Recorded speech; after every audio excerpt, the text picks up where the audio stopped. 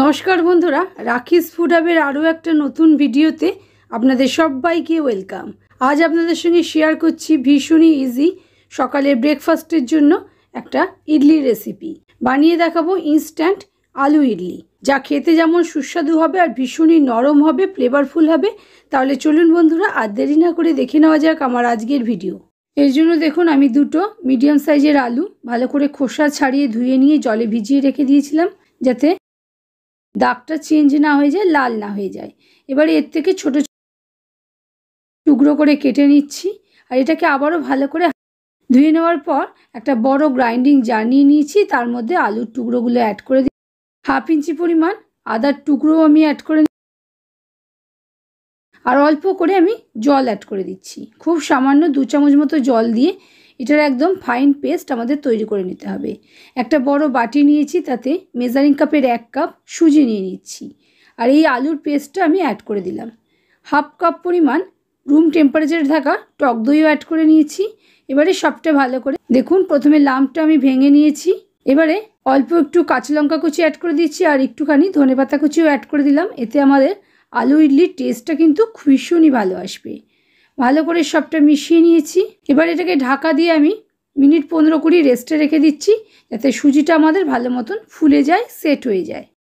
এবারে তড়কা pan gas বার্নারের উপর বসিয়ে নিয়েছি, তাতে 1 টেবিল চামচ রিফাইন্ড সয়াবিন অয়েল অ্যাড করে দিয়েছি। তেলটা ভালো মতো গরম, 1 চা চামচ পরিমাণ কালো সর্ষে অ্যাড করে দিয়েছি, 1 চা চামচ পরিমাণই স্প্লিটেড বিউলির ডাল অ্যাড করে দিয়ে একটু ভেজে নেওয়ার পর এর মধ্যে অল্প একটু কারি পাতা অ্যাড করে দিয়েছি, আর 1/4 চামচ মতো হিংও অ্যাড করে দিয়েছি। এটাকে নামিয়ে নিচ্ছি। এদিকে দেখুন, গ্যাস বার্নারের উপর একটা কড়া বসিয়ে তাতে 1 গ্লাস মতো জল গরম হতে বসিয়ে কড়ার ঢাকা দিয়ে মুখের ছিদ্রটা আমি বন্ধ করে নিয়েছি। জলটা আমাদের গরম হতে থাক, ততক্ষণ আমরা দেখে নিচ্ছি আমাদের ব্যাটারটা কীরকম রেডি। দেখুন, ব্যাটারটা আমাদের আরও খানিকটা ঘন হয়ে গেছে। এর মধ্যে 1/2 চামচ নুন অ্যাড করে দিয়েছি, আর আমাদের তড়কাটা যে রেডি করেছিলাম সেই তড়কাটাও অ্যাড করে নিয়েছি। এবারে সবটা ভালো করে মিশিয়ে নিচ্ছি। মিনিট খানেক সময় ধরে মিশিয়ে নিয়েছি। এটাকে সাইডে সরিয়ে রেখে নিচ্ছি। এবারে ইডলি স্ট্যান্ডটাতে তেল ব্রাশ করে নিচ্ছি, যাতে ইডলিগুলো রান্না হওয়ার পর খুব তাড়াতাড়ি সহজেই উঠে যেতে। ইডলি স্ট্যান্ডগুলো সাইডে সরিয়ে নিয়ে আবারও ব্যাটারটা নিয়ে চলে এসেছি। এবারে সব শেষে আমি এর মধ্যে 1 প্যাকেট ইনোটা একদম শেষে অ্যাড করবেন, তাহলে আমাদের খুব ভালো মতন এটা জালি তৈরি হবে। অল্প একটু জল আমি গ্রাইন্ডিং জার ধুয়ে অ্যাড করে দিয়েছি।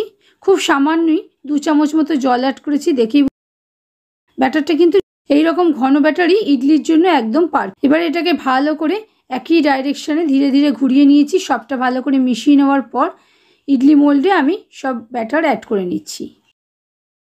1 চামচ করে ব্যাটার আমি প্রত্যেকটা এগুলো কিন্তু রান্না হওয়ার পর খানিকটা ফুলবে, সেজন্য খুব বেশি উপর চুপুর করে ভর্তি করবেন না।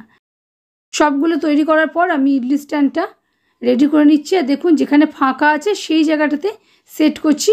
এবারে মুখটা সিল করে নিচ্ছি, ঢাকাটা খুলে নিচ্ছি, আর ইডলি স্ট্যান্ডটা কড়ার মধ্যে বসিয়ে দিচ্ছি। বসিয়ে দেওয়ার পর মিডিয়াম ফ্লেমে 10 মিনিট আমি স্টিম করে নিয়েছি। 10 মিনিট পর আপনাদের ঢাকা খুলে দেখাচ্ছি। দেখুন কতটা ফুলে গেছে। একটা ছুরি দিয়ে চেক করে নিচ্ছি, দেখুন একদম ক্লিন বেরিয়েছে ছুরি, তার মানে আমাদের ইডলিগুলো একদম রেডি হয়ে গেছে। এবার এটাকে একটু নামিয়ে রেখে দিচ্ছি ঠান্ডা হওয়ার জন্য। একটু ঠান্ডা হওয়ার পর এবারে ইডলিগুলোকে আনমোল্ড করে নিচ্ছি। দেখুন ইডলিগুলো কতটা সুন্দর হয়েছে আপনাদের আমি দেখাবো। ভীষণই সফট হয়েছে, জালিদার হয়েছে, আর খেতে অসম্ভব টেস্টফুলও হয়েছে। এটা আমি বাদাম টমেটোর চাটনির সঙ্গে সার্ভ করেছি। এই ইডলিগুলো যে কোনো দিন ব্রেকফাস্টের জন্য একদম পারফেক্ট রেসিপিটা বাড়িতে একবার অবশ্যই ট্রাই করবেন, আর কেমন হয়েছে আমাকে কমেন্টে জানাতে একেবারেই ভালো থাকবেন।